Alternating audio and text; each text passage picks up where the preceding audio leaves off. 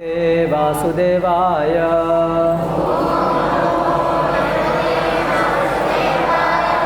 ॐ नमो भगवते वासुदेवाय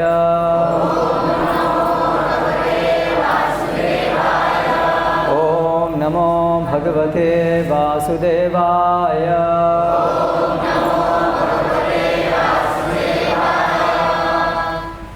आज सुबह की कक्षा से आगे जारी रखते हुए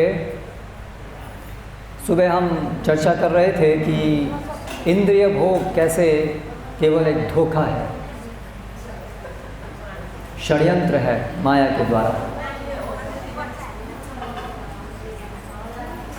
और उसके अंतर्गत हमने देखा कि इंद्रिय भोग से सुखी रहने के प्रयास निरर्थक हैं, क्योंकि ये भौतिक जगत में बहुत दुख हैं। शरीर के द्वारा उत्पन्न शरीर जो है व्याधि मंदिर है,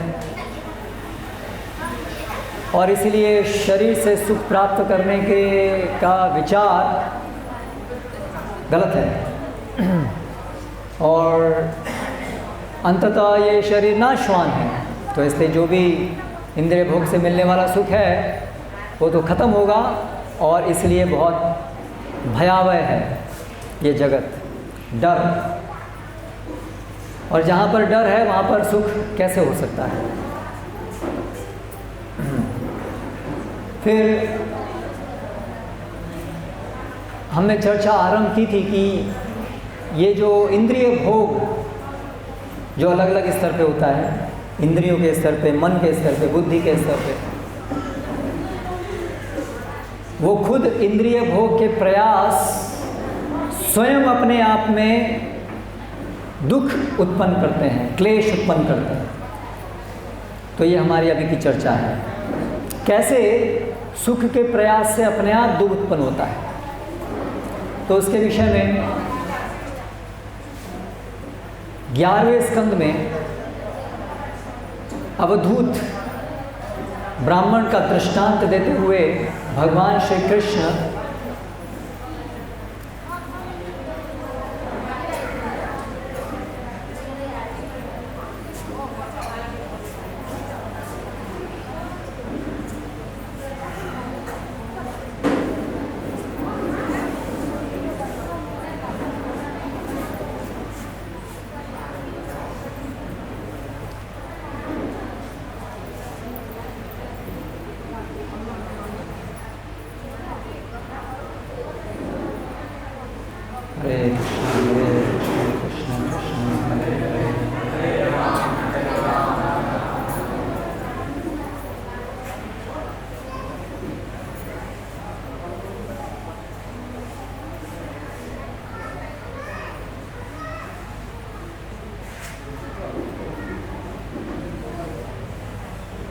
शुरू करें। हो गया सब सेटलमेंट?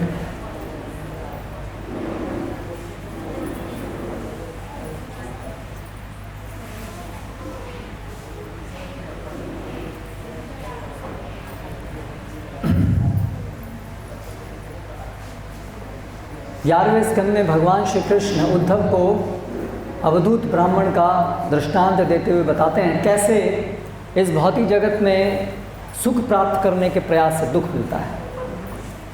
तो एक अवधूत ब्राह्मण बहुत अलग अलग इस हरे कृष्ण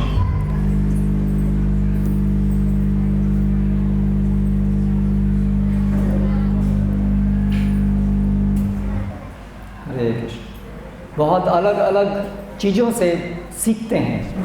तो उसमें से एक पक्षी, एक चील, गिद्ध जो मांस खाती है, उससे एक बहुत महत्वपूर्ण शिक्षा लेते हैं। क्या शिक्षा लेते हैं? एक बार एक गिद्ध या चील थी, तो एक मांस का टुकड़ा उसने अपनी चोंच में लिया हुआ था, लेकिन वो चील जो थी, वो गिद्ध, वो कमज़ोर शरीर वाली थी। तो दूसरे अन्य पक्षी थे, गिद्ध, चील, जो मजबूत थे, और उनके पास वो भूखे थे, मांस का टुकड़ा नहीं था। तो जब उन्होंने देखा कि ये इस गिद्ध के पास मांस है, तो सब ने उस गिद्ध के ऊपर आक्रमण कर दिया।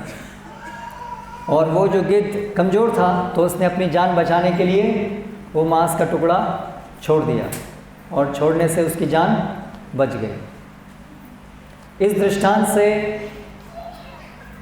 अवधूत ने क्या सीखा कि जब हम जो इंद्रिय विषय है, जो भोग के विषय हैं, वो ईर्ष्या का कारण बनते हैं, दूसरों की ईर्ष्या का कारण बनते हैं।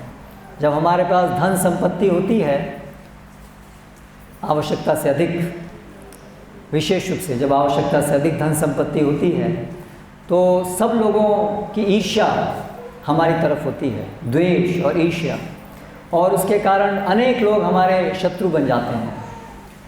ऐसा ही दृष्टांत सनातन गोस्वामी के जीवन से भी हम देख सकते हैं। जब सनातन गोस्वामी श्री चैतन्य महाप्रभु की शरण लेने जा रहे थे, तो क्योंकि वो एक बहुत बड़ी पदवी पर थे हुसैन शाह की सरकार में, तो जो भी स्वर्ण, बहुत सारी संपत्ति उनके पास जो थी, वो कुछ लेकर के साथ में नहीं गए। उनका एक नौकर, क्योंकि चोरी चोरी भाग के गए थे, लेकिन उनका जो एक नौकर था उसने कुछ 8 सोने की मोहरें अपने साथ रख ली थी, क्योंकि उसका लोभ था। और फिर वो एक जगह रात को विश्राम के लिए किसी एक होटल में रुके, यात्रीवास में रुके, और वहाँ पर एक ज्योतिष विज्ञान जानने वाला एक व्यक्ति नियुक्त किया हुआ था उस यात्रीवास के मालिक ने, जो पता लगाता था कि जो यात्री आ रहे हैं उनके पास कितना पैसा है, और ये देख करके वो उन लोगों को रात को मार देते थे और उनसे वो सारा पैसा लूट लेते थे। तो सनातन गोस्वामी जिस तरह से वो यात्रीवास का मालिक उनसे बात कर रहा था, तो उनको ये समझ में आ गया कि कुछ ना कुछ दाल में काला है। तो उन्होंने अपने नौकर से ये बात पूछी कि तुम्हारे पास कुछ पैसा तो नहीं है? तो फिर नौकर ने बताया, हाँ कुछ 8 सोने की मोहरें हैं जो मैं ले आया था कि कहीं जरूरत पड़ेगी। तो उन्होंने बोला, मूर्ख, ये सोने की मोहरों की वजह से आज हम दोनों की प्राण चले जाते। तो उन्होंने खुद जा कर के वो सोने की मोहरें सब उस यात्रीवास के मालिक को दे दी कि हमारे पास ये धन है, ये आप रख लो, आपके काम आएगा। तो इस प्रकार इस संसार में हम देख सकते हैं, धन जहाँ होता है वहाँ पर कलह होता है, लड़ाई झगड़ा होता है। संपत्ति को लेकर कितने झगड़े हैं, कोर्ट केस भरे हुए हैं ना, संपत्ति को लेकर भाई भाइयों के बीच में झगड़े हैं, और देश देश के बीच में कितने युद्ध चल रहे हैं और हमेशा चलते रहते हैं। लड़ाई का मुख्य प्रयोजन क्या है? इस जगत के संसाधनों के ऊपर स्वामित्व, इस जगत के ऊपर के संसाधनों के ऊपर स्वामित्व क्यों जताना है? क्योंकि उससे हमें तथाकथित सुख के संसाधन उपलब्ध कराने हैं, वही इंद्रिय भोग। सारी लड़ाई झगड़े का मूल कारण तो इंद्रिय भोग ही है। तो इस प्रकार से ईर्ष्या और द्वेष का कारण बनता है ये इंद्रिय भोग। और एक और कारण है जिससे ये इंद्रिय भोग दुख का कारण है, जिनसे हमारी आसक्ति होती है वही हमारे लिए सबसे बड़े दुख का कारण बनते हैं। क्योंकि इस भौतिक जगत का नियम है कि कोई भी हमेशा तो साथ साथ नहीं रहता है, इसलिए परिवारजन या जिनके प्रति भी हमारी आसक्ति है, एक दिन वो हमसे छीन लिए जाते हैं, और तब जितनी अधिक आसक्ति हमें होती है उतना ही अधिक हमें उनसे कष्ट भी मिलता है। इस संदर्भ में एक और बहुत सुंदर घटना अवधूत ब्राह्मण बताते हैं, एक कबूतर और मादा कबूतर की। तो एक कबूतर, मादा कबूतर एक पेड़ पर एक घोंसला बना करके रह रहे थे जंगल के अंदर, और दोनों को एक दूसरे से बहुत प्रेम था, बहुत अच्छा संयोग था। और फिर कुछ समय बाद उनके बच्चे हुए। तो जैसे जैसे वो अंडे से बच्चे बाहर निकले, उनके छोटे छोटे पंख, तो ये कबूतर और मादा कबूतर बहुत उल्लासित हुए देख करके कि अभी उनके बच्चे हुए हैं। फिर थोड़े थोड़े वो बड़े हुए और तुतलाती भाषा में बात करने लगे।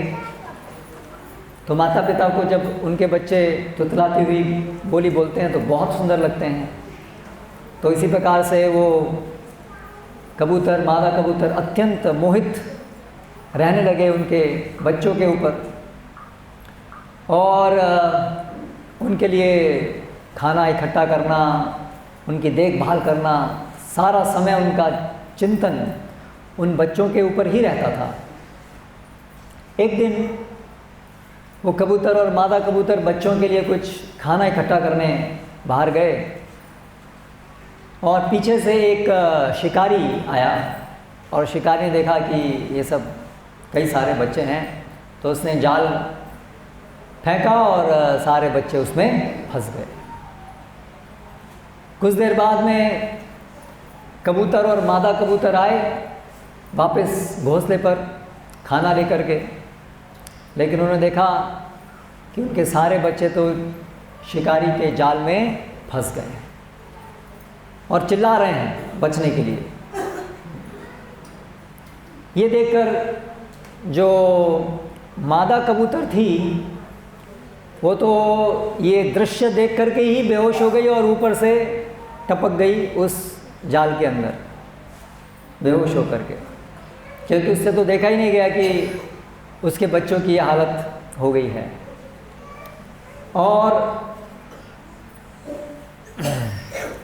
मतलब नहीं, वो बेहोश है कि नहीं, वो उसको बचाने के लिए, बच्चों को बचाने के लिए मादा कबूतर जो है वो दौड़ी, है ना। उसने देखा नहीं, ध्यान नहीं दिया कि ये, ध्यान नहीं दिया, जो भी है, माता का जो प्रेम है बच्चों के लिए वो तो इतना प्रगाढ़ होता है कि वो विवेक बुद्धि वहाँ काम नहीं करती है जब ऐसी अवस्था आती है। तो वो उनको बचाने के लिए दौड़ी और वो भी जाके जाल में फंस गई। और फिर ये देख करके जो कबूतर था उसको बहुत शौक हो गया।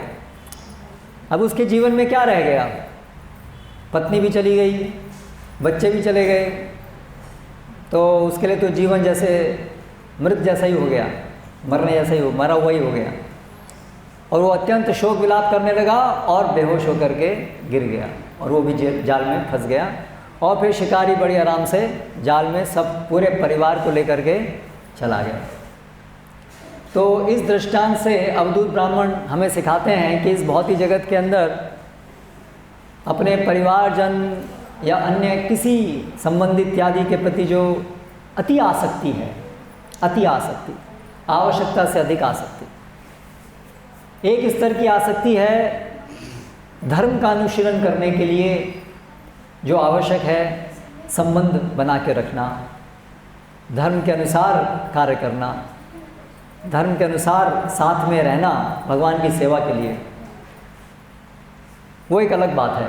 लेकिन यहाँ पर चर्चा चल रही है अति आसक्ति, जहाँ पर अपने इंद्रिय भोग के लिए हम अपने सगे संबंधियों से आसक्त होते हैं, उस आसक्ति की बात हो रही है, इंद्रिय भोग की आसक्ति। तो अपने ही अपने स्वजनों के प्रति जो ये अति आसक्ति है, ये कैसे हमेशा अत्यंत दुख का कारण बनती है। तो इस तरह से ये इंद्रिय भोग का प्रयास दुख में परिणित हो जाता है। इसलिए प्रहलाद महाराज अपने सहपाठियों को बोलते हैं श्रीमद् भागवतम में, तस्माद् रजो राग विषाद मन्युमान स्पृह स्पृह भय दैन्य अधिमूलम हित्वा गृहं संसिति चक्रवालम नृसिंहपादम भजदा कुतो भयम इति। इस श्लोक का अर्थ है, वो अपने सहपाठियों से कह रहे हैं कि ये जो गृह मेधी जीवन है, ये जो केवल इंद्रिय भोग से सुख है ऐसा सोचते हुए पति पत्नी बच्चे इत्यादि या इस भौतिक जगत में जो भी जीवन है वो कारण बनता है राग का, आसक्तियों का, विषाद, शोक, विषाद का। मन्युमाना, क्रोध का, स्पृहा, अनेक अनेक भौतिक इच्छाओं का, भय का, दैन्य, निर्धनता का, अधिमूलम, ये मूल है, कारण है। और साथ साथ में किसका कारण है? संसृति चक्रवालम, संसार के चक्र का, पुनरपि जननम पुनरपि मरणम का कारण है।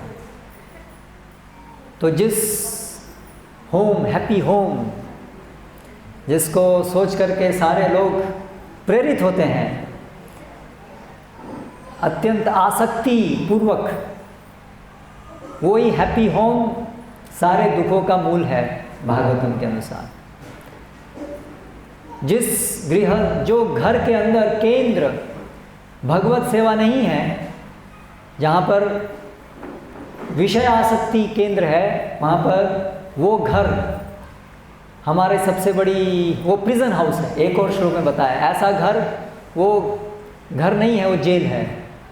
और ये परिवारजनों से आसक्ति क्या है? पैर की जंजीर है जो हमें इस भौतिक जगत में बांधती है। तो इस प्रकार से ये इंद्रिय भोग ईर्ष्या का कारण बनता है, विषाद का कारण बनता है, क्रोध का कारण बनता है। क्योंकि इस भौतिक जगत में जो इंद्रिय भोग के प्रयास हैं वो तो बहुत बार विफल होते हैं। इंद्रिय विषय सुख मिलना इतना आसान नहीं है, उसमें बहुत सारे रुकावटें आती हैं और मिलता है तो भी चला जाता है, इसलिए क्रोध उत्पन्न होता है। इसलिए संसार में क्रोध एक बहुत बड़ा लक्षण है, गुण है, जो सब जगह प्रचलित होता है। इसलिए लोग छोटी छोटी बात पे झगड़ते हैं, एक दूसरे के प्रति कितनी भी हिंसा करते हैं, क्रूरतापूर्वक कार्य करते हैं, अलग अलग नाम पर कितनी सारी लड़ाइयाँ लोग लड़ते हैं, इसमें क्रूरतावश एक दूसरे के प्रति कार्य करते हैं। जानवर के प्रति क्रूरता करते हैं, एक जाति दूसरी जाति, एक भाषा वाले दूसरे भाषा, एक देश वाले दूसरे देश, किसी न किसी चीज़ को लेकर के संसार में लोग क्रोधित होकर के कार्य करते हैं। ये क्रोध का मूल कारण भी इंद्रिय भोग ही है। क्रोधात भवति सम्मोहात्, सम्मोहात् स्मृति विभ्रमा।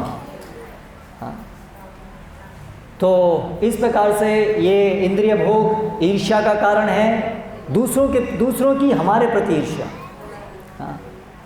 और विषाद का कारण है और क्रोध का कारण है। और एक और गुण है, दुर्गुण है इस इंद्रिय भोग का। इस इंद्रिय भोग की भावना से हमारे अंदर दूसरों के प्रति ईर्ष्या उत्पन्न होती है, ये एक और दुर्गुण है। जिस व्यक्ति के अंदर इंद्रिय भोग की कामनाएं हैं, वो दूसरों को सुखी देख करके दुखी होता है, और दूसरों को दुखी देख करके सुखी होता है। आज जो सुबह हमने भजन गाया, उसमें भक्ति विनोद ठाकुर यही बता रहे थे कि यही मेरा हाल है, पूरे जीवन में दूसरों को सुखी देख करके मैं दुखी होता रहा। तो आप अपने आसपास में देख सकते हैं, संबंधियों में अगर कोई प्रगति करता है भौतिक दृष्टि से, तो अन्य सारे संबंधी जन सामान्य रूप से बहुत ईर्ष्या अनुभव करते हैं, चाहते हैं कि इसका खराब हो। बाहर से शायद ना बोलें मुंह के ऊपर, लेकिन हृदय के अंदर ऐसी इच्छा करते हैं। ऐसे ही हमारे अंदर भी दूसरों के प्रति ईर्ष्या उत्पन्न होती है, और जब ईर्ष्या होती है हृदय में, तो वो हृदय जो है वो एक प्रकार से उसमें जलता है। वो हृदय जिसके अंदर ईर्ष्या है, हमेशा वो इससे दुखी रहता है। जिस व्यक्ति के अंदर ईर्ष्या है वो हमेशा दुखी रहता है। तो कैसे ऐसा व्यक्ति कभी सुख का अनुभव करेगा जो ईर्ष्यालु है, द्वेषी है? और इंद्रिय भोग का यही लक्षण है, इंद्रिय भोग से हमेशा ईर्ष्या और द्वेष उत्पन्न होता है। और ये ईर्ष्या द्वेष ऐसा नहीं केवल मनुष्यों में उत्पन्न होता है, ये इंद्रलोक में इंद्र देवताओं को भी ईर्ष्या द्वेष उत्पन्न होता है। इंद्रारी व्याकुलम लोकम हृदयंती युगे युगे, इसलिए भागवत में बताया है कि जब भी इंद्र के प्रति ईर्ष्या के कारण उसके दुश्मन उदित होते हैं, तो भगवान आते हैं चीज़ों को ठीक करने के लिए। तो इंद्र को भी हमेशा बहुत चिंता रहती है, क्योंकि बहुत लोग ईर्ष्यावश इंद्र को उसकी पदवी से हटाना चाहते हैं। संसार में जो भी आदमी पदवी पर है, बहुत सारे लोग हैं उसे उस पदवी से हटाने के लिए। आज प्राइम मिनिस्टर है कोई भी देश का, तो उसको हमेशा बहुत चिंता रहती है कि कौन कब मार नहीं दे उसको। जो बहुत पैसे वाले होते हैं उनको पैसे को संरक्षित करने के लिए बहुत सिक्योरिटी रखनी पड़ती है, हमेशा डर है लुटेरों का। और जिस आदमी के पास जो निष्किंचन है, सन्यासी है, जिसको किसी चीज़ से कोई आसक्ति नहीं है, वो निर्भय होकर कहीं भी घूमता है, उसे कोई किसी चीज़ का डर नहीं होता है। लेकिन जिसको आसक्ति है और जिसके पास बहुत कुछ है और जिससे बहुत कुछ होने से आसक्ति है, उसके हृदय में हमेशा कुंठा रहती है। तो इस प्रकार से जो इंद्रिय भोग है, आरंभ, मध्य और अंत सभी में वो केवल भय, शोक, क्रोध, ईर्ष्या और द्वेष का कारण बनता है। कभी कभी ऐसा प्रतीत होता है कि हाँ, मेरी आज की स्थिति तो बहुत खराब है, बहुत दुख है, बहुत शोक है, बहुत विषाद है, लेकिन वो जो मैं आज जो प्रयास करूँगा उससे कल जो स्थिति उत्पन्न होगी वो बहुत सुखमय होने वाली है। इसलिए माता पिता प्रेरित करते हैं बच्चों को, बेटे खूब पढ़ो, फिर बड़ी डिग्री लेना और फिर फॉरेन जाना और फिर देखो तुम्हारा जीवन कितना अच्छा हो जाएगा। हर एक माता पिता बच्चों को भविष्य दिखाता है, वो देखो वो देखो वो वहाँ हैं सब हमारे सब एडवर्टाइजमेंट्स, टीवी, हम सबको एक भविष्य दिखाते हैं। आपके पास कार नहीं है, आप लोन ले लो, देखो ये कार खरीद लो, इतना बड़ा बंगला बना लो, फिर देखो आप कितने सुखी होंगे, है ना। भविष्य की इंद्रिय भोग को ले, भविष्य के इंद्रिय भोग को लेकर के एक संतुष्टि प्राप्त होती है। इसीलिए प्रहलाद महाराज और कहते हैं कि वास्तव में जो इंद्रिय सुख है ये तो केवल श्रुति सुख है, ये सुख वास्तव में है ही नहीं, ये तो केवल सुनने का सुख है, सुनने से लगता है। लोग केवल आपको विश्वास दिलाते हैं, देखो देखो सुख है सुख है सुख है सुख है, प्रोपेगेंडा, केवल प्रोपेगेंडा है कि है। लेकिन जब वास्तव में नज़दीक जाते हैं तो ये सुख में सुख तो कुछ ऐसा है ही नहीं, और है तो बहुत चपल है, बहुत क्षणिक है, तुच्छ है, लेकिन इतना सारा दुखी दुख है। केवल प्रोपेगेंडा से श्रुति सुख, केवल बोल बोल के हमें लगता है कि ये सुख है। आजकल विशेष रूप से जिस समाज में हम रह रहे हैं वो प्रोपेगेंडा का समाज है। प्रोपेगेंडा से आप हरे को पीला, लाल कुछ भी दिखा सकते हैं, असत्य को सत्य, सत्य को असत्य दिखा सकते हैं प्रोपेगेंडा के प्रभाव से। विशेष रूप से आज हम ये देख रहे हैं फेक न्यूज़ के अंदर लोग न्यूज़ के माध्यम से कितना कुछ भी गुमराह कर सकते हैं, है ना। तो उसी प्रकार से ये माया का जो प्रोपेगेंडा है, ऐसा तो हम प्रोपेगेंडा नहीं कर सकते हैं, बहुत बड़ा प्रोपेगेंडा है माया का कि ये इंद्रिय भोग में सुख है। केवल प्रोपेगेंडा से उसने हम सबको इंद्रिय भोग के लिए इतना प्रेरित करके रखा है कि हम लोग जन जन्मांतर जीवन भर इंद्रिय भोग के लिए अथक प्रयास करते हैं, जो वास्तव में मिथ्या है, जिसमें सुख है ही नहीं। इससे बड़ा और प्रोपेगेंडा क्या हो सकता है? Bad propaganda, first class propaganda. वास्तव में हम जो भी चीज़ सीखते हैं वो तो माया से ही सीख रहे हैं। माया हमारी टीचर है, कैसे लोगों को धोखा देना है वो सब तो माया से ही हम उसकी नकल करने का प्रयास करते हैं, लेकिन बहुत अच्छी नकल नहीं कर पाते हैं। माया तो बहुत एक्सपर्ट है। तो प्रहलाद महाराज कहते हैं श्रुतम च दृष्टवत् दुष्टम स्पर्धा सूयात्यय व्ययी बहव अंतराय कामत्वात् कृषिवच्चापि निष्फलम। कि जो ये श्रुति सुख है, जो ये भविष्य का सुख है, ये तो वैसा ही होगा जैसे ऑलरेडी पहले से जो जिस प्रकार का आप अनुभव किए हैं इंद्रिय भोग, वैसा ही होने वाला है। तो नया थोड़ी ना होने वाला है,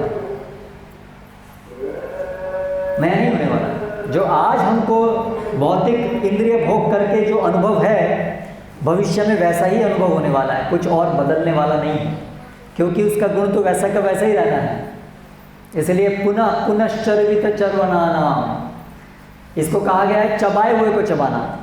तो चबाए हुए में एक तो ऑलरेडी चबा करके कुछ रस सब निकल गया है, और वैसा ही तो सुख प्राप्त होगा और घटिया प्राप्त होगा। तो इसीलिए दृष्टवत, जो पहले से आप देख चुके हैं, वैसा ही भविष्य में होने वाला है, कुछ नया नहीं होने वाला। तो जितना भी ये संसार का प्रोपेगेंडा है, तो और आगे बढ़ो, आगे और सुख मिलने वाला है। अभी थोड़ा ठीक है, अभी आप परेशान हो, बहुत दुखी हो, लेकिन वो वहाँ जाना है, वहाँ जा कर के बहुत सुख मिलेगा। मृत तृष्णा, जो आज का जो श्लोक हम पढ़ रहे हैं, जैसे एक हिरण पानी की तलाश में घूम रहा है और उसको ऐसा प्रतीत होता है कि वहाँ पर सामने जल है, लेकिन वहाँ जल नहीं है, केवल भ्रम है, और वहाँ पहुँचता है तो लगता है जल अभी और आगे। तो ऐसे ये सारा इंद्रिय भोग का सुख ऐसे ही है, कुछ है नहीं, लेकिन हमें ऐसा लगता है और आगे है और आगे है, ऐसे हम बढ़ते जाते हैं। और इससे स्पर्धा और ईर्ष्या और यही सब मिलता है, और आयु का व्यय हो जाता है। इसके पीछे भागते भागते भागते रहने से आयु का व्यय हो जाता है। और इसको प्राप्त करने में अनेक रुकावटें आती हैं। जैसे उदाहरण दिया है कृषि, तो कृषि करने में विशेष रूप से जब वर्षा के जल से कृषि होती है, तो उसमें बहुत सारी कंडीशंस फुलफिल होनी चाहिए खेती होने के लिए। बीज अच्छा होना चाहिए, समय पे बारिश होनी चाहिए, है ना, बहुत सारी चीज़। उनमें से यदि एक भी चीज़ पूरी नहीं हुई तो फसल बेकार हो जाती है। उसी प्रकार से एक और समस्या है इस इंद्रिय भोग में, कि इंद्रिय भोग से सुख प्राप्त करने के लिए बहुत सारी जटिल चीज़ें एक साथ उपयुक्त, एक साथ उपस्थित होनी चाहिए लगातार। अगर उसमें कुछ अवरोध आया तो इंद्रिय भोग नहीं होगा। जैसे पैसा कमाने का प्रयास है, एक बिजनेसमैन कितनी चिंता में रहता है, ये होना चाहिए, फिर ये होना चाहिए, मार्केट प्राइस ऐसा होना चाहिए, प्रोडक्शन ऐसा होना चाहिए, बहुत सारी जटिल कंडीशंस हैं जो एक साथ पूरी होनी चाहिए, और बहुत बार पूरी नहीं होती हैं, इसलिए बैंकरप्ट हो जाते हैं, पैसा पूरा चला जाता है ना, लोन पूरा ऋणी हो जाते हैं, बहुत कॉमन है। तो एक और श्लोक में कहा है, पुंसस्त्रिवर्गो विहिताः सुहृद्रो ही अनुभावितः न तेषु क्लिश्यमानेषु त्रिवर्गो अर्थाय कल्पते। एक और कंडीशन है, अगर किसी व्यक्ति के पास इंद्रिय भोग के साधन हैं, पैसा है, शरीर अच्छा है, लेकिन यदि उसके परिवारजन दुखी हैं किसी कारण से, तो वो पैसा इत्यादि होने पर भी दुखी रहेगा। तो सबके सब सुखी होने चाहिए, तब हम सुखी हो पाएंगे। जो उनसे भी हमारी आसक्ति है वो सबके सब सुखी होने चाहिए, और एक एक व्यक्ति के सुखी होने के लिए बहुत सारी कंडीशन हैं, और सबके सब एक साथ सुखी होने चाहिए, तब जा कर के हम सुखी हो पाएंगे। यानी एक और कंडीशन। इसलिए हम देखते हैं घर में, परिवार में कोई एक जना दुखी है, उसको लेकर के सब लोग दुखी हैं, फिर वो दुख से बाहर आया, फिर दूसरा व्यक्ति दुखी हो गया, फिर उसको लेकर के सब दुखी हैं, फिर वो दुख से बाहर आया तो तीसरा व्यक्ति दुखी हो गया, उसको लेकर के सब दुखी हैं। ऐसे सारे समय भर में कोई ना कोई तो बीमार रहता ही है, कोई ना कोई किसी न किसी प्रकार की परेशानी चलती रहती है।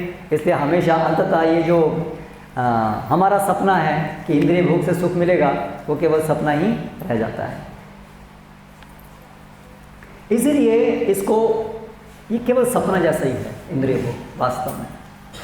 जैसे सपने में जो भी हम देखते हैं वो बहुत क्षणिक होता है, और इसलिए एक तरीके से कहें तो यथार्थ नहीं होता है, केवल सपना है।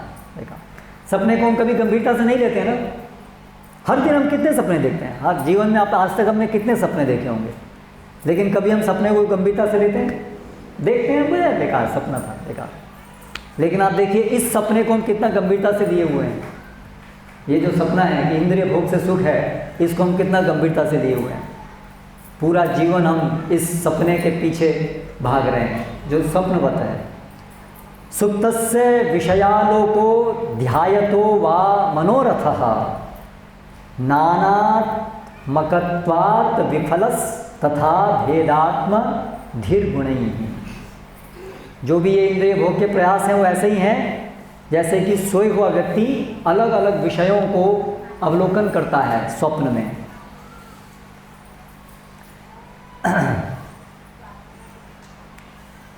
इसीलिए प्रहलाद महाराज एक और प्रार्थना में कहते हैं नरसिंह भगवान से, कुत्राशीष श्रुति सुख मृग तृष्णि रूपा। इसलिए जो श्रुति सुख है इंद्रिय भोग का, वो तो मृग तृष्णा के समान है, उसमें कहाँ सुख है? नहीं है। इस शरीर में कहाँ सुख है जो कि सभी रोगों का स्थान है। लेकिन निर्विद्यते न तु जनो यदपीति विद्वान कामानलम मधुलवैहि शमयन दुरापैहि। लेकिन क्या करें भगवान, बड़े आश्चर्य की बात है कि लोग देखते हुए भी, जानते हुए भी, अपनी आंखों के सामने देख रहे हैं कि उनके इंद्रिय भोग के प्रयास सब विफल हो रहे हैं, बार बार बार बार विफल हो रहे हैं, लेकिन फिर भी वो अपनी जो इंद्रिय भोग की इच्छाएं हैं उसको बुझाने के लिए क्या करते हैं? मधु लवणई।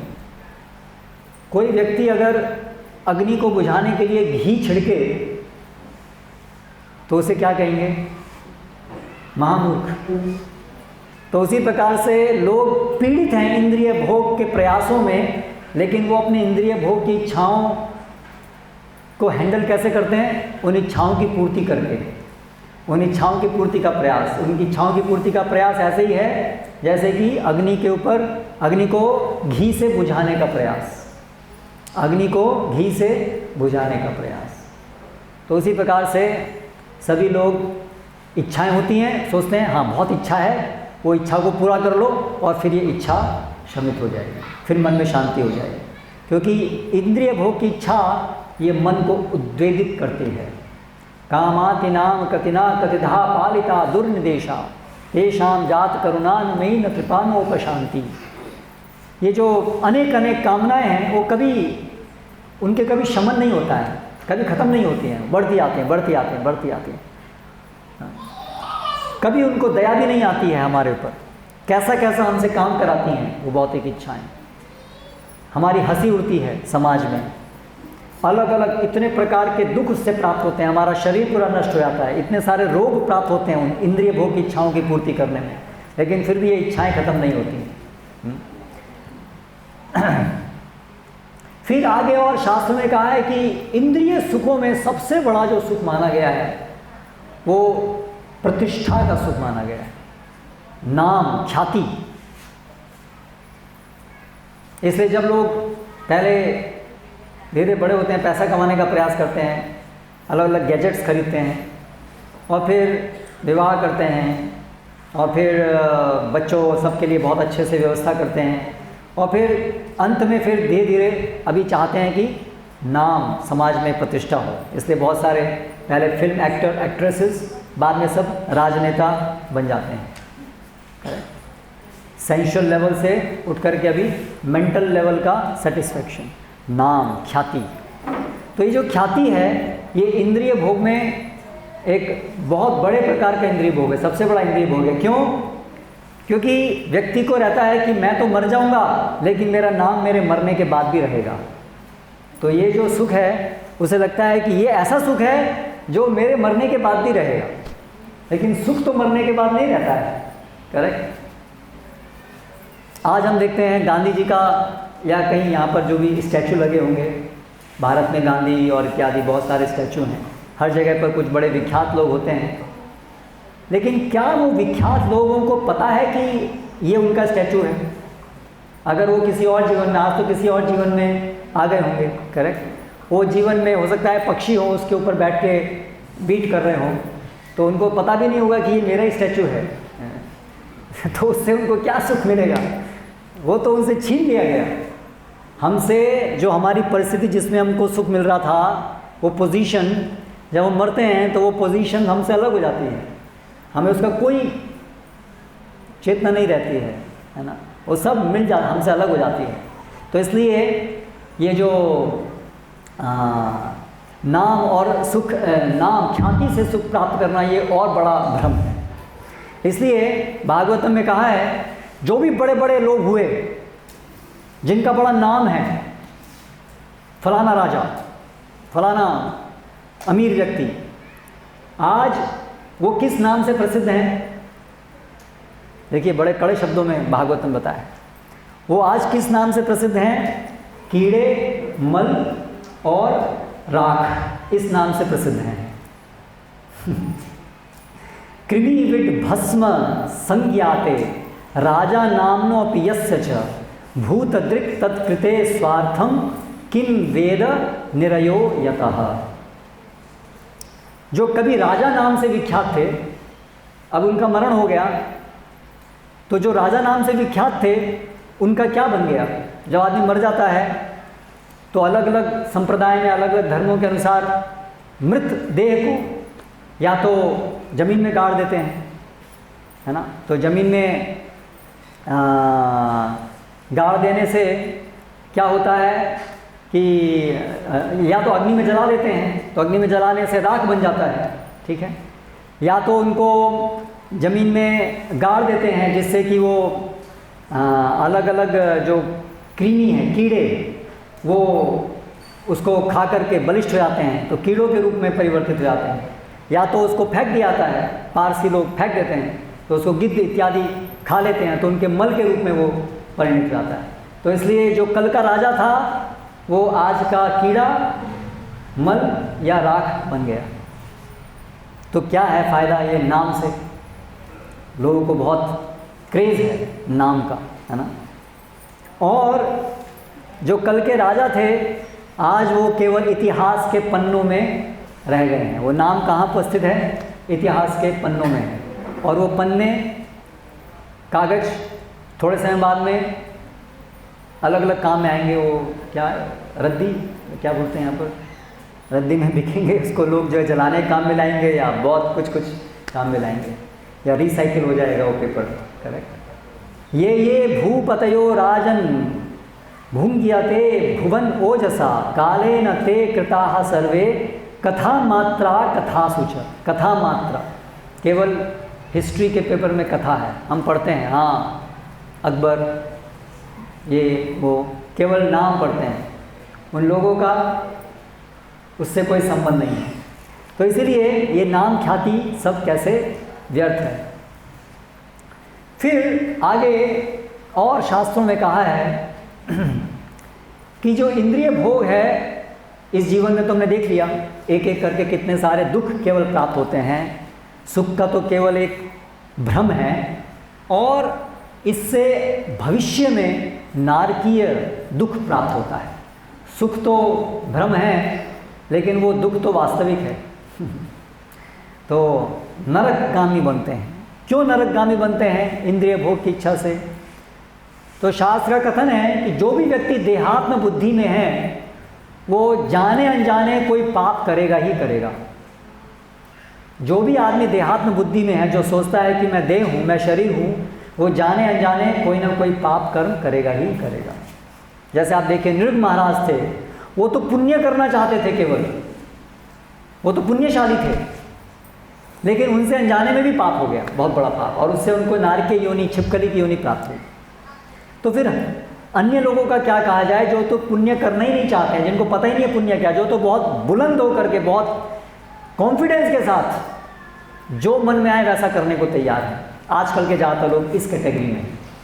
शास्त्र विधि मुत्सृज्या वर्तते काम कारतः, मन माने ढंग से जैसा आया वैसा करो, खाओ पियो मौज करो, कोई चिंता नहीं है। शास्त्र किसने शास्त्र सब देखा, मन में जो आया करो। तो इस प्रकार का जो इंद्रिय भोग है वो तो नरक का रास्ता है। और नरक का वर्णन है, नरक झूठा नहीं है, शास्त्रों में कोई चीज़ झूठी नहीं है, शास्त्र भगवान की वाणी है। इसलिए नहीं सोचिए कि वैसे तो इस भौतिक जगत, इसी पृथ्वीलोक पर भी हम नरक देख सकते हैं छोटे स्तर पे, लेकिन नारकीय लोग हैं और पाप कर्म करने से वहाँ जाते हैं। इसलिए नूनम प्रमत्त कुरुते विकर्मा। स एष जीवन खलु संपरेतो वर्तेतो यो अत्यंतन नशंसितेन देहे मृते तम मनुजाः शपन्ति गंता तमोअंधम तनुमानिनो ध्रुवम।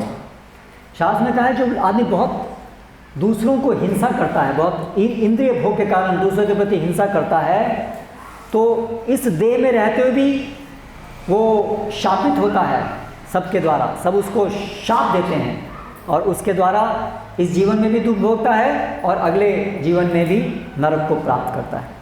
तो अनेक लोग आज जीव हत्या करते हैं, क्रूरता से जानवरों को मारते हैं, तो वो सब का परिणाम नरक होगा। फिर इस इंद्रिय भोग से और क्या परिणाम होता है जिसको हम इंद्रिय सुख सोचते हैं? इंद्रिय भोग से हमें इस भौतिक जगत में बार बार आना पड़ेगा।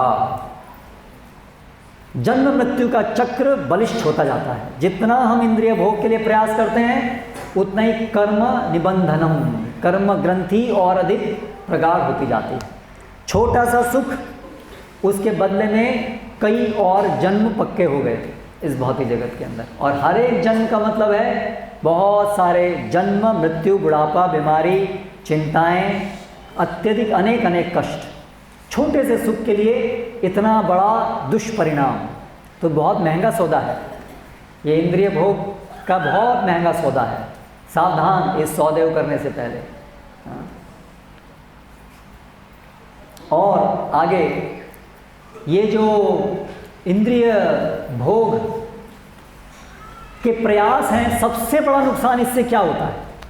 अभी तक हमने बहुत सारी चीज़ डिस्कस की ना, लेकिन उससे भी ज़्यादा बड़ा दुष्परिणाम है इंद्रिय भोग करने का। वो क्या है? इंद्रिय भोग करने से या इंद्रिय भोग सुख देगा ऐसा सोचने से भगवान को समझने की क्षमता समाप्त हो जाती है, या भगवान को समझने की क्षमता कभी भी उत्पन्न नहीं हो पाती है। भोग ऐश्वर्य प्रसक्तानां तया अपहृत चेतसाम व्यवसायात्मिका बुद्धि समाधौ न विधीयते। भगवद गीता में भगवान कहते हैं जो व्यक्ति इंद्रिय भोग में आसक्त है, आवश्यकता से अधिक, इस शरीर को टिकाए रखने से अधिक जो इस जगत में सुख भोगने का प्रयास करता है, वो कभी भी आध्यात्मिक ज्ञान को नहीं समझ पाता है।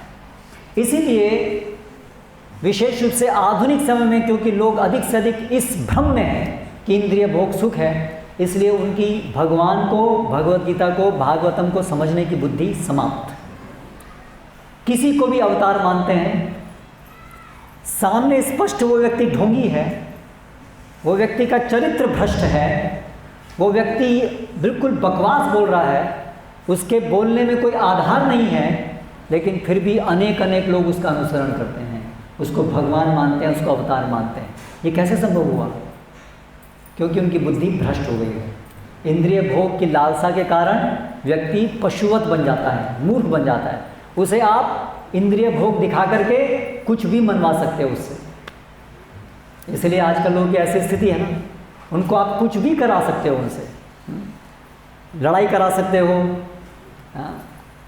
अपने ही कोई नुकसान पहुंचाने के लिए उनको राजी करा सकते हैं। स्मोकिंग किल्स, है ना, सब सिगरेट पैक्स के ऊपर लिखा रहता है स्मोकिंग किल्स, लेकिन फिर भी लोग स्मोकिंग करते हैं। करेक्ट? क्योंकि आपने उनको इंद्रिय भोग दे दिया, इंद्रिय भोग में आसक्त बना दिया। जो आदमी इंद्रिय भोग में आसक्त हो जाता है, एडिक्ट हो गया, एडिक्शन, फिर उससे आप कुछ भी करा सकते हैं, है ना।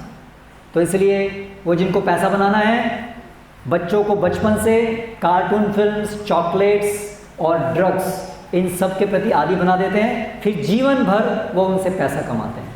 क्योंकि एक बार जो आदमी एडिक्ट हो गया, वो उसको छोड़ नहीं सकता है, वो मूर्ख बन जाता है ना। वो अपने लिए अपना ही अहित करेगा, कुछ भी करेगा।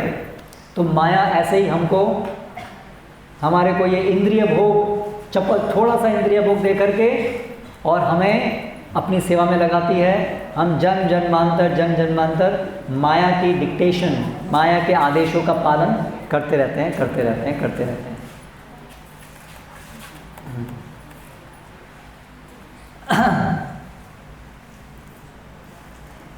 तो ये जो सारा का सारा इंद्रिय भोग का पूरा चैप्टर है, ये तो केवल दुख का चैप्टर है। अभी तक हमने ये देखा।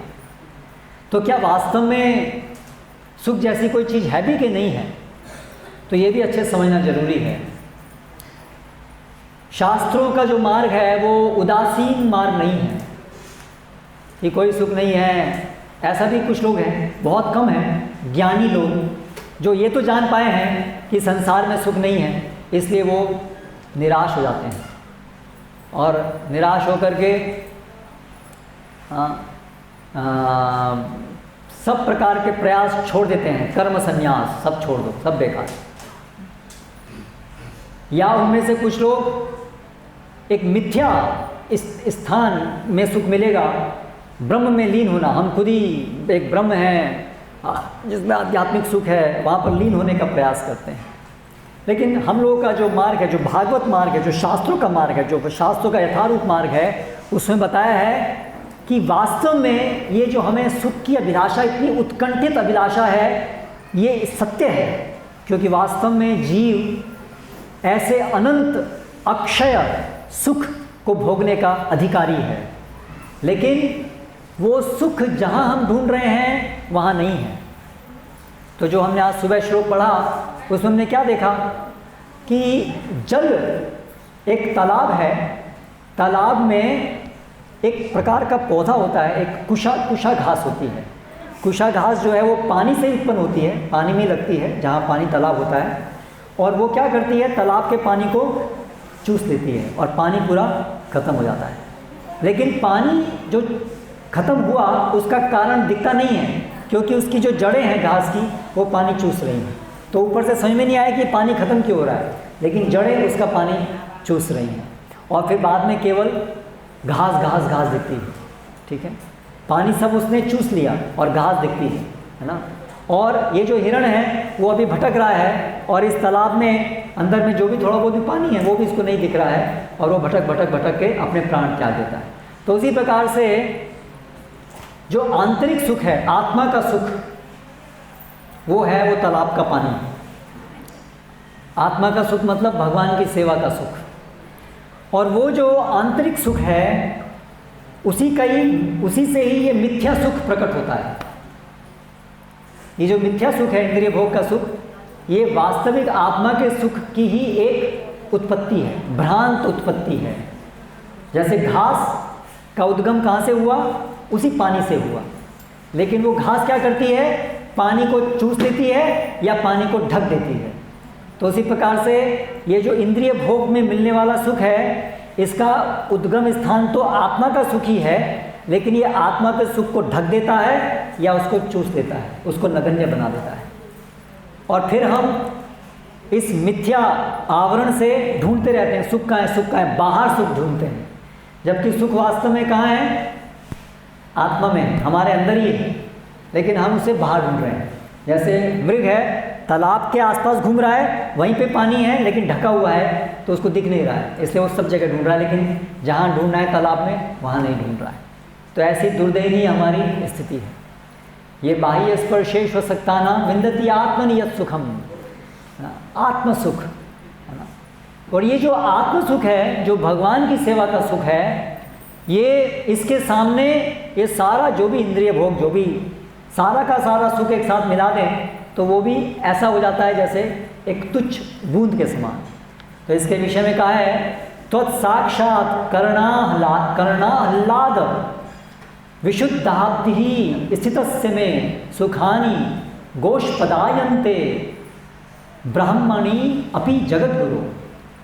कि हे भगवान, आपकी सेवा के सुख ने, ये सारा जो श्रुति सुख है, ये सारा इंद्रिय भोग का जितना भी सुख है, जब से मैंने आपकी सेवा के सुख को प्राप्त किया है तो मुझे ऐसा प्रतीत हो रहा है कि सुख का सागर मुझे मिल गया है। इतना सारा सुख है, इतना महान सुख प्राप्त हो रहा है, सागर के समान। और उसके सामने अभी ये सारा संसार का जो इंद्रिय भोग का सुख है वो ऐसे बन गया है जैसे कि एक बछड़े के, जब गीली ज़मीन होती है तो बछड़े के जो पाँव से जो निशान बनता है, उसमें जो बारिश का पानी इकट्ठा हो जाता है, वो उसके समान बन गया है। जो पहले सागर के समान लगता था मुझे वो सुख, वो अभी इतना नगण्य हो गया है। तो वास्तव में आत्मा का जो सुख है, भगवान की सेवा का सुख है, वो इस प्रकार से महान है और नित्य है, और उसमें सब दोष नहीं है। जो सारे के सारे दोष हमने इंद्रिय भोग के सुख में देखे, वो सब दोषों से रहित है, और वो वास्तविक सुख है, क्योंकि वो आत्मा का सुख है। बाकी तो केवल भ्रम है, बाकी तो केवल प्रोपेगेंडा की वजह से सुख लगता है, श्रुति सुख है, वास्तव में सुख नहीं है और दुखों से भरा हुआ है। लेकिन आध्यात्मिक सुख, अधि आत्मा, आत्मा का सुख, भगवान की सेवा का सुख, वो वास्तव में वास्तविक सुख है, अपार सुख है। इसलिए ये हमारे साथ धोखा हो रहा है कि वास्तविक सुख के हम अधिकारी हैं, जो अंदर ही है, लेकिन धोखा हो रहा है, हम उसको अंदर छोड़ करके बाहर ढूंढ रहे हैं, और बाहर ढूंढ रहे हैं ना तो सुख मिल रहा है बल्कि केवल दुख ही दुख मिल रहा है। तो ये है हम सबकी कथा जो भक्ति ठाकुर सुनाए, ये है मेरे जीवन की कथा। भक्तिवेदांत ठाकुर कहते हैं भगवान से, भगवान ये मेरा पूरे जीवन की कथा है, और ये उनके जीवन की कथा, ये हम सबके जीवन की कथा है। तो अभी हमें क्या करना चाहिए, कैसे क्योंकि हम जानते हुए भी इतना आसान नहीं है, हम भक्तगण हैं, प्रयास कर रहे हैं, भक्त होने का प्रयास कर रहे हैं, हम लोग इतना प्रयास करते हैं, लेकिन फिर भी ये इंद्रिय भोग की इच्छाएं तो जाती नहीं हैं। तो एक भक्तों को क्या करना चाहिए इंद्रिय भोग की इच्छाओं से निकलने के लिए, इसके विषय में अभी हम कल चर्चा करेंगे आगे सुबह को, कल प्रातःकालीन चर्चा में। तो यहाँ पर समाप्त करते हैं आज। हरे कृष्णा। श्रील प्रभुपाद की जय।